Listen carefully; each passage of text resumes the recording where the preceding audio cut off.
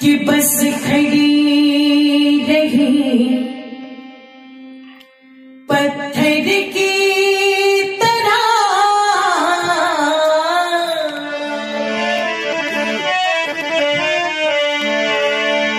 कि बस खड़ी रही पत्थर की तरह, उंगली का इशारा करके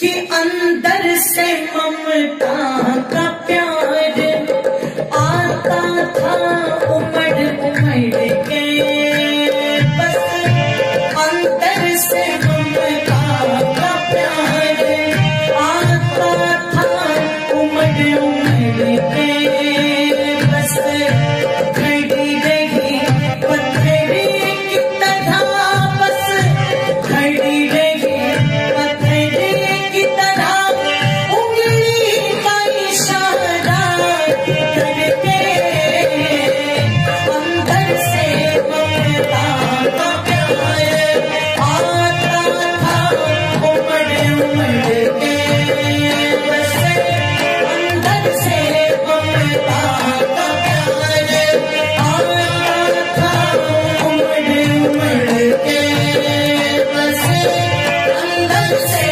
ममता का प्यार आता था उमड़ उमड़ के।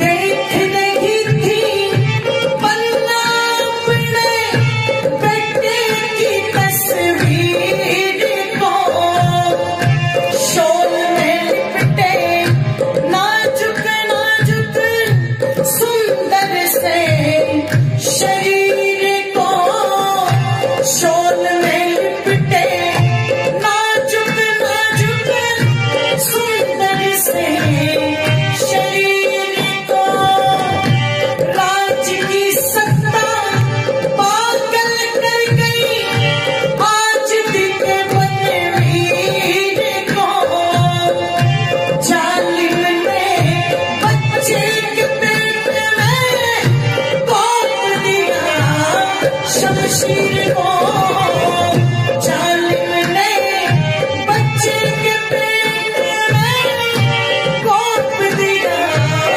शमशीर को, एक चीख निकली लहू लगा, एक चीख निकली लहू लगा, चारों तरफ खंजर है, अंदर से ममता का प्यार आता था उमड़ उमड़ के, बस अंदर से ममता का प्यार आता था उमड़ उमड़ के, बस खड़ी रही पत्थर की तरह, बस खड़ी रही पत्थर की तरह, उंगली का इशारा करके अंदर से ममता का प्यार आता था उमड़ उमड़ के, बस अंदर से ममता का प्यार आता था उमड़ उमड़ के, बस अंदर से ममता का प्यार आता था उमड़ उमड़ के, बस अंदर से ममता का प्यार आता था उमड़ उमड़ के।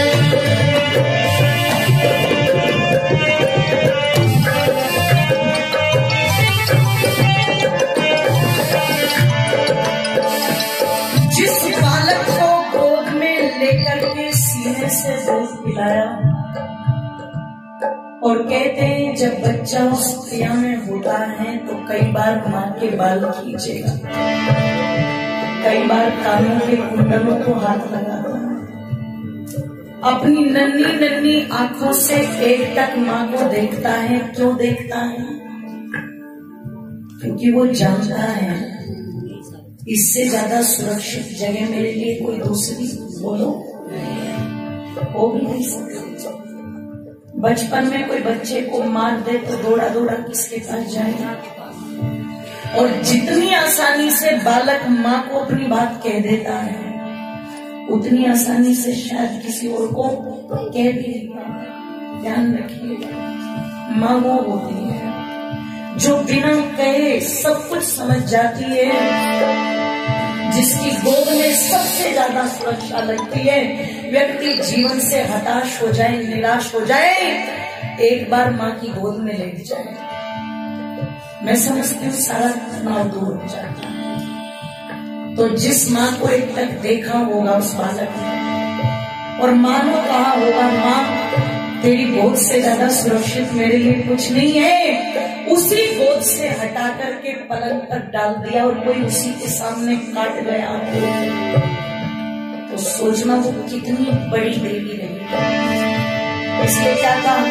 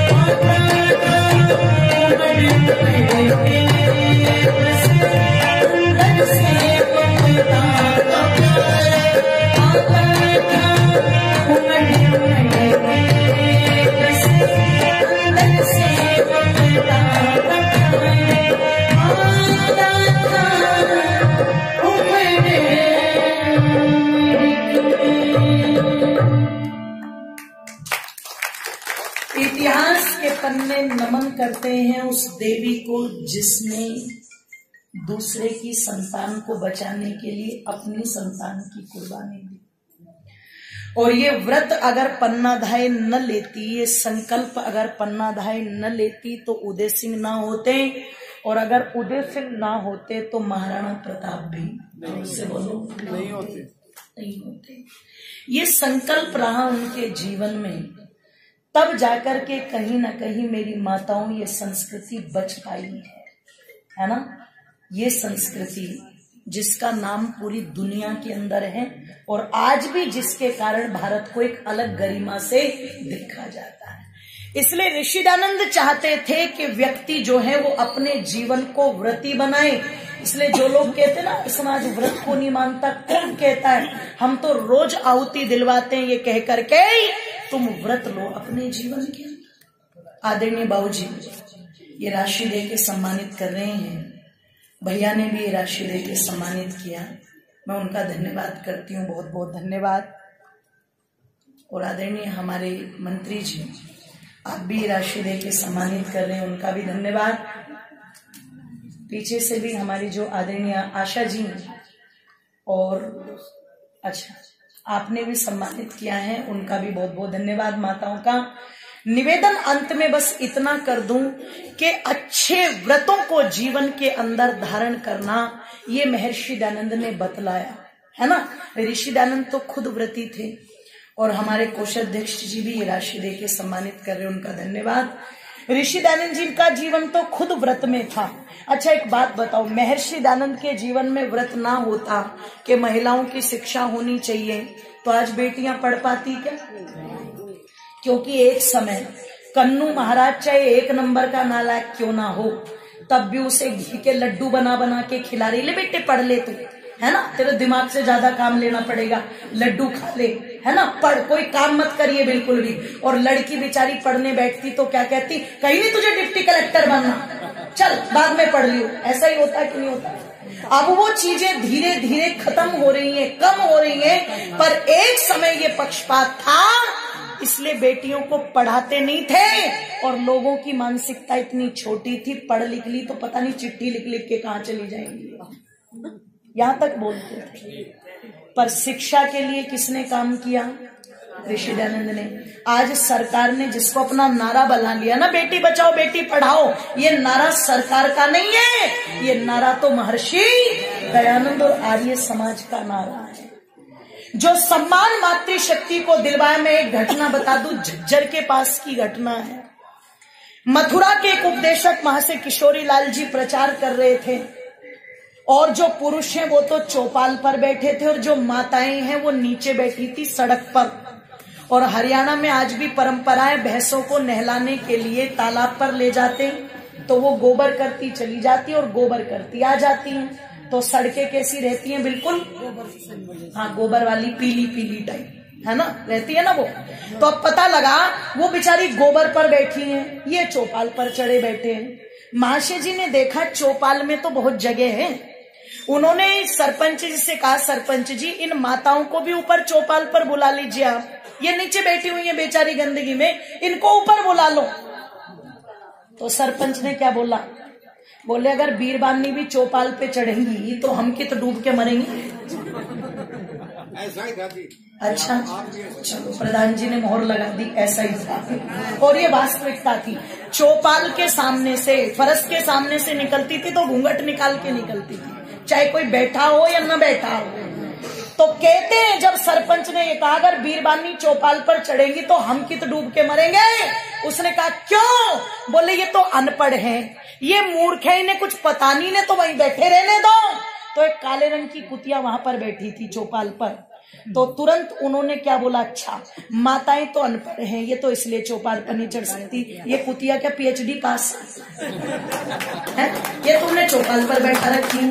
अरे जिसने तुम्हें जन्म दिया, जो तुम्हारी जननी, जो तुम्हारी पूरी व्यवस्थाओं को संभालती है, तुम उसे हीन मान करके नीचे बैठा रहे हो, तुम्हें शर्म आनी चाहिए। और जब तक माताएं चौपाल पर नहीं बैठेगी तब तक मैं प्रचार भी नहीं करूंगा और तुम्हारे गांव का ना अन्न खाऊंगा ना पानी पीऊंगा और यहां से जाऊंगा भी नहीं। पर माताओं को यह हक दिला के जाएगा। सरपंच को लगा आर्य समाजी है, जिद्दी है, मानने वाले हैं नहीं, तुरंत हाथ जोड़ करके सारी माताओं को कहां बैठा दिया। और उसका असर नजफगढ़ में आज तक है। देखो सारे साइड में लगे पड़े और तुम्हें आगे बैठा, तुम्हें आगे बैठा रखे, है ना, उसका असर आज तक है। इसलिए अगर ऋषि दयानंद ना आते तो ये उद्धार होगा क्या? अंत में आओ, दो पंक्ति बोल दो। आई बहना कर में एक डंडा लाया, डंडे में झंडा लाया, ईश्वर दयाल देश में कर बहना कर में एक डंडा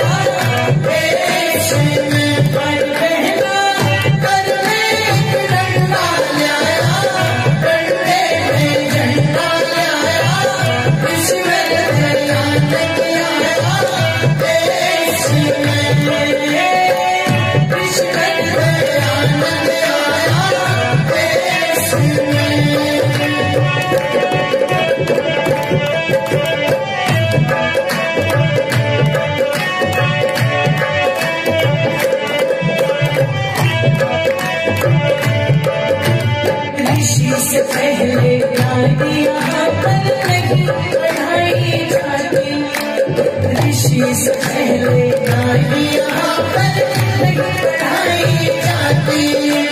भोले गवार शूद्र पशुओं के साथ गिनाई जाती, भोले गवार शूद्र पशुओं के साथ गिनाई जाती। चौपालों पर कुत्ते चढ़े पर न चढ़ाई जाती, तेरी झूठी बतलाते थे कितने बुलवाती। मेरा गुरुकुल में इन्हें पढ़ाया, आखिर में योग बताया, कृष्ण दयानंद आया। मेरे सिर में हरि कहना, हरि में डंडा आया, डंडे में डंडा आया, कृष्ण दयानंद आया। मेरे सिर में कृष्ण दयानंद आया, मेरे सिर में कृष्ण दयानंद आया, मेरे सिर में।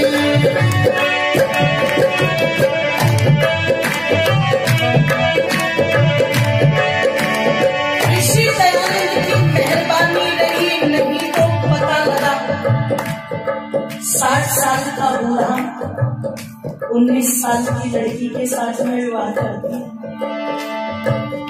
और बूढ़ा मर गया। तो क्या कहते थे, इसे बूढ़े के साथ ही जलाओ। क्यों? बोले सती धर्म है ये, सती धर्म है ये। मतलब स्त्री मर जाए तो पुरुष ढोल बजा के नाचता था कि फिर माथे चावल लगेंगे, और पति निबट गया तो बोले तो इसके साथ ये सती धर्म है। ऋषि दयानंद ने कहा जब तुम सती धर्म चलाते हो तो मैं सता धर्म भी चलवाऊंगा। फिर पत्नी के मरने पर पति को भी तो जलाना चाहिए ना। लोगों ने कहा कहीं बाबा कल को सारों कोई न फुकवा दे, करो बंद, करो बंद। बहुत सारी कुरीतियां बनकर इसके क्या अंत में ऋषि से पहले विधवाओं का विवाह नहीं करेंगे, ऋषि से पहले विधवाओं का विवाह नहीं करेंगे। विधुर करेंगे विवाहने को प्रभु से नहीं करेंगे, विधुर करेंगे विवाहने को प्रभु से नहीं करेंगे। शुभ अवसर यदि ये दिख जाती तो खूब इनसे करेंगे, शुभ अवसर यदि ये दिख जाती तो खूब इनसे करेंगे। इस कारण से भारतवासी नाना कष्ट भरेंगे, इस कारण से भारतवासी नाना कष्ट भरेंगे। विधवा का विवाह कराया, इसका सम्मान दिलाया, कृष्ण दयानंद आया। देश में हरि कहना, हरि में डंडा आया, डंडे में झंडा आया, कृष्ण दयानंद आया। देश में कृष्ण दयानंद आया, देश में। उसने देश जगा करी बेटा, देश जगा करी बेटा, यहाँ से काट बनाया, बेटों का काट बनाया, कृष्ण दयानंद आया। देश में हरि कहना, हरि में डंडा आया, डंडे में झंडा आया, कृष्ण दयानंद आया। देश में कृष्ण दयानंद आया, देश में कृष्ण दयानंद आया, देश में कृष्ण दयानंद आया, देश में कृष्ण दयानंद आया। देश में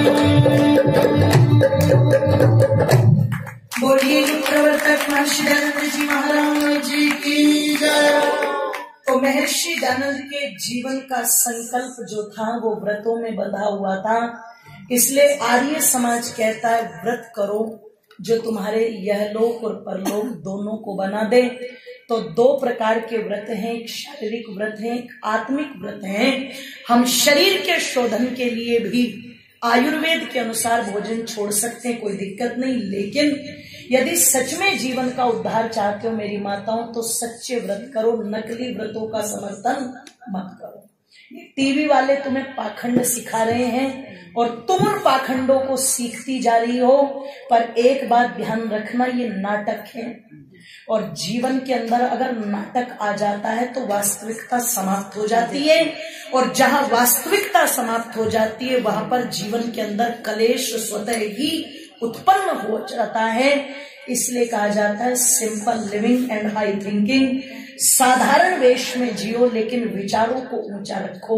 ये जीवन का व्रत बनाओ तो नाटक अपने आप समाप्त हो जाएंगे। उचित व्यवहार करो, उचित व्यवहार से तुम्हारा भी आयु लंबा होगा। बोलो, देवता जी का भी आयु लंबा होगा है, और तुम करवा चौथ को उसकी 1 महीने की कमाई खा जाओगी तो बेचारा अपने आप ही सिकुड़ेगा, कहे ना कहे पर कुढ़न तो जरूर मचेगी कि नहीं मचेगी, है ना। तो व्यवहार से अपने आप को व्रतों में बांधो। ये कुछ चर्चा मैंने की। 2 दिनों तक आपने मेरे विचारों को सुना। जो अच्छी बातें थी वो सब ऋषि मुनियों की थी। कोई त्रुटि होगी तो वो मेरी व्यक्तिगत होगी, उसके लिए क्षमा प्रार्थी हूँ। पुनः मैं आर्य समाज नजफगढ़ के समस्त पदाधिकारियों का धन्यवाद ज्ञापित करती हूँ। इतना प्रेम, इतना स्नेह मुझे मिला, वास्तव में ये मेरे हृदय पटल पर दीर्घ काल तक अंकित रहेगा। मैं इसको कभी भुला नहीं पाऊंगी। बहुत बहुत आपका धन्यवाद। आदरणीय विजय भैया के घर पर हम ठहरे हैं, बड़ा प्रेम और स्नेह मिला, तो उनका भी बहुत बहुत धन्यवाद। और पुनः जिन्होंने ये राशि देके सम्मानित किया, सबका बहुत बहुत धन्यवाद। इति ओम शांति।